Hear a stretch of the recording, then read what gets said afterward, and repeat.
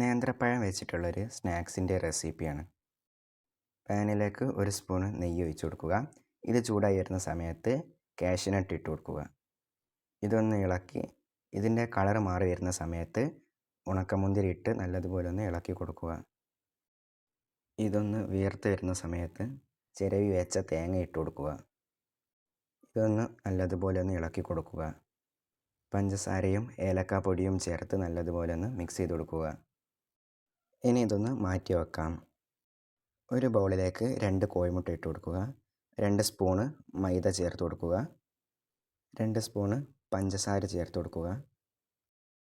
2 spoon പാൽപ്പൊടിയും ചേർത്ത് നല്ലതുപോലെ ഒന്ന് മിക്സ് ചെയ്ത് കൊടുക്കുക. നല്ലതുപോലെ ഇളക്കി ഈ ഒരു കൺസിസ്റ്റൻസി ആക്കി എടുക്കുക. നേന്ത്രപ്പഴം ഇതുപോലെ നീളത്തിൽ കട്ട് ചെയ്തെടുക്കുക. പാനിലേക്ക് എണ്ണ തടവി കൊടുക്കുക. ഇതെല്ലാ ഭാഗത്തേക്കും ആവാൻ ശ്രദ്ധിക്കണേ. പാനിലേക്ക് ഇതുപോലെ ഓരോന്നായിട്ട് വെച്ച് കൊടുക്കുക. നമ്മുടെ ബാറ്ററിൽ നിന്നും കുറച്ചെടുത്ത് ഇതുപോലെ ഇങ്ങനെ പുരട്ടി കൊടുക്കുക. ഇതുപോലെ എല്ലാ ഗ്യാപ്പിലേക്കും ഈ ബാറ്റർ ആക്കി കൊടുക്കാം. നേരത്തെ തയ്യാറാക്കി വെച്ച ആ ഫില്ലിങ്സ് ഇതിലേക്ക് ഇങ്ങനെ ഇട്ട് കൊടുക്കുക. ഇതിൻ്റെ മുകളിലേക്ക് വീണ്ടും നേന്ത്രപ്പഴം വെച്ച് കൊടുക്കുക.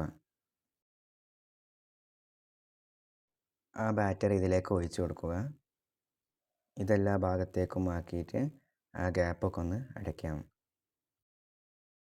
ഇത് മൂടി വെച്ചതിന് ശേഷം ചൂടായ പത്തിരിക്കല്ലിൻ്റെ മുകളിലേക്ക് വെച്ച് 10 മിനിറ്റ് വേവിച്ചെടുക്കുക.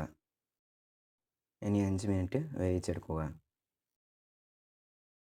ഇപ്പോൾ നമ്മുടെ നേന്ത്രപ്പഴം കൊണ്ടുള്ള സ്നാക്സ് ഇവിടെ റെഡി ആയിട്ടുണ്ട്.